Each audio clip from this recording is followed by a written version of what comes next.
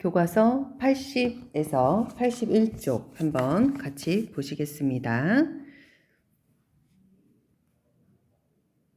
자, 소제목은 어버이를 섬기는 마음으로 스승을 모시다 라는 소제목입니다.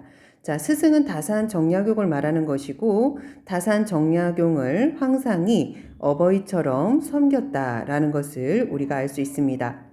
다산은 강진에서 19년에 걸친 긴 귀양살이를 마치고 서울로 올라갔다. 1818년 8월 금음날이라고 되어 있습니다. 금음은 음력의 마지막 날을 의미하는데 보통 29일이나 30일을 의미한다. 이렇게 보면 되겠고 우리가 섣달 금음이라고 이야기하면 12월 31일 정도를 의미한다. 이렇게 단어를 알아두면 되겠습니다. 다산은 강진을 떠나면서 제자들과의 작별이 못내 아쉬워서 다신계를 결성했다. 다신계. 자, 이 다라고 하는 것은 마시는 차를 의미하는 것입니다. 그래서 계를 만들었는데 차를 재배하고 생산을 하기 위한 모임이다. 이렇게 이해를 해주면 되겠습니다.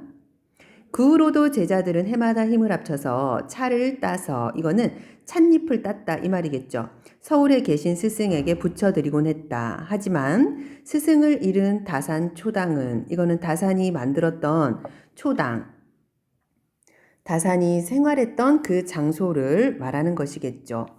자, 점차 황폐해져 갔던 듯하다. 황상은 스승의 채취가 못 견디게 그리우면 이라고 했습니다.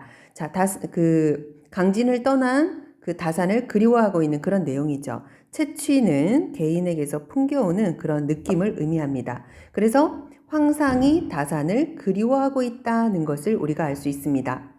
문득 다산 초당을 찾아서 한참을 머물다 가곤 했다.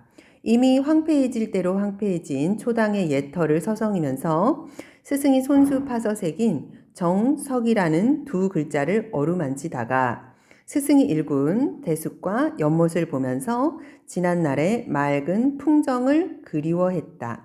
풍정이라고 하는 단어는 정서나 회포를 자아내는 풍치나 경치를 의미한다. 우리 단어 확인해 두겠습니다.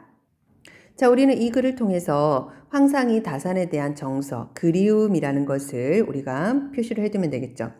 그러면서 스승이 계시던 옛터를 100년도 지키지 못하는 자신의 무능을 서글퍼했다. 자, 이렇게 스승의 어떤 남아있는 그 옛터를 지키려고 하는 그런 황상의 모습을 우리가 볼 수가 있고, 자, 이 부분에서는 스승에 대한 그리움이 간절하게 드러나 있다. 그러던 그가 다산이 강진을 떠난 18년 후 1836년 2월에 무슨 느낌이 있었던지 두릉 땅으로 다산을 찾아뵈었다. 다산이 두릉 땅에 계시는 것이겠죠. 스승 내외의 회홀예라고 하는 것은 부부가 혼인하여 60번째 맞이하는 기념잔치다. 그래서 지금으로 따지면 60주년의 결혼기념일 정도로 이해하면 되겠습니다. 축하드리고 살아계실 때 한 번만이라도 얼굴을 뵙자는 생각이었다. 이때 다산은 병세가 위중해 잔치를 치를 수도 없는 상황이었다. 처음 만났을 때 15살이었던 소년이었던 제자 황상은 50을 앞둔 눈앞에 둔 중늙은이가 되어서 죽음을 앞둔 스승께 절을 올렸다. 자, 15에서 50까지라면은 굉장히 오랜 세월 동안 다산과 인연을 함께 했다는 것을 글을 통해서 확인해 볼 수가 있습니다. 곁에서 며칠 머물며 옛날 이야기를 나누다가 고향으로 돌아갈 것을 아뢰었을 때 다산은 정신이 혼미한 중에도 그의 마디 굵은 손을 붙들고 작별을 아쉬워했다. 그냥 보내기 안타깝다면서 접부채. 자, 접부채는 접는 부채를 의미하겠죠. 접는 부채. 부채인데 폈다 접었다 하는 부채를 접부채라고 합니다. 자, 접부채와 운서. 자, 운서는 단어풀이 가보면 한자의 운을 분류해서 정리해 놓은 그런 책입니다. 한시를 지을 때 필요한 그런 책이 되겠죠. 그 다음에 필이, 그 다음에 먹을 선물로 주었습니다. 제자를 사랑하는 마음을 이런 선물로서 징표로서 주고 있습니다. 스승과 제자가 헤어지는 장면은 생각만 해도 그저 가슴이 먹먹해져 온다. 자, 이런 부분은 글쓴이가 이 장면을 상상하면서 공감하는 그런 내용이 되겠습니다. 그렇게 헤어진 뒤 며칠이 안 되어 다산은 세상을 떴다. 자, 그러니까 황상은 다산이 돌아가시기 직전에 스승을 방문했다는 것을 우리가 알 수 있습니다. 황상은 도중에 스승의 부고를 듣고, 자, 우리가 부고라고 하는 단어는 사람이 죽었을 때 알리는 글 정도로 생각하면 되겠죠. 그 길로 되돌아와 스승의 영전에, 자, 영전이라고 하는 것은 자, 영혼을, 죽은 사람의 영혼을 모셔놓은 그런 자리, 그 앞에 곡을 하고 굉장히 슬프게 우는 것이죠. 상복을 입은 채로 고향으로 돌아갔다.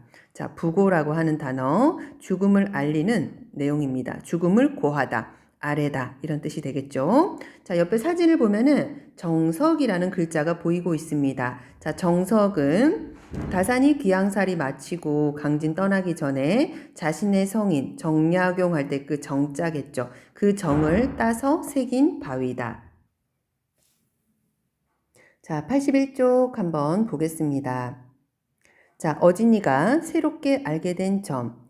다산이 귀양살이 마치고 서울로 올라간 후에도 다산과 다산의 제자들은 다신계를 만들어서 스승과 제자 사이의 정을 유지하고 있다. 이렇게 새롭게 알게 되었습니다.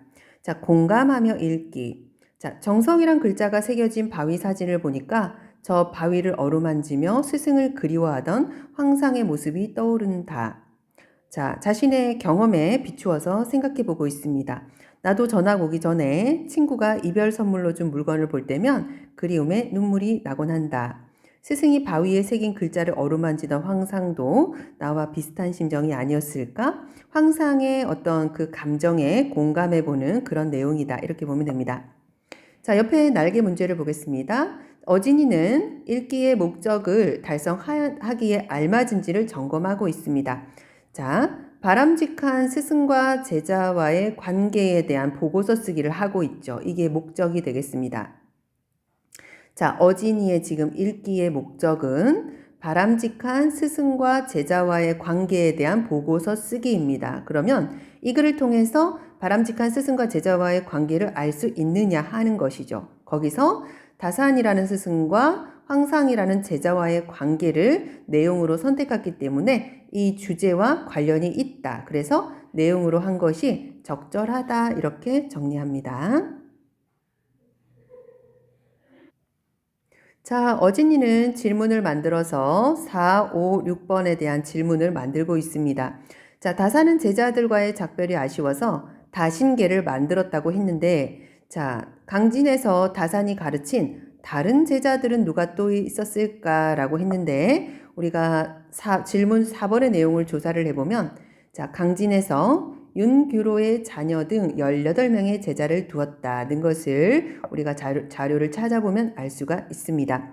두릉은 오늘날 어디를 이르는 말일까라고 했는데 우리가 경기도 남양주시에 다산 신도시가 건설이 되어 있습니다. 다산 신도시 이 부분이 정약용이 살던 두릉의 부근이다 정도로 우리가 이해를 하겠습니다. 질문 6번. 18년 만에 스승을 찾아뵙고 돌아가던 중 스승의 부고를 듣게 된 황상의 심정을 물어보고 있습니다. 너무나 그리워서 스승을 찾아뵈었는데 돌아가다가 부고를 듣게 됐다는 것은 굉장히 충격적인 소식이었겠죠. 그래서 부모를 잃은 것 같은 깊은 슬픔을 느꼈을 것이다. 이렇게 정리를 해두면 되겠습니다.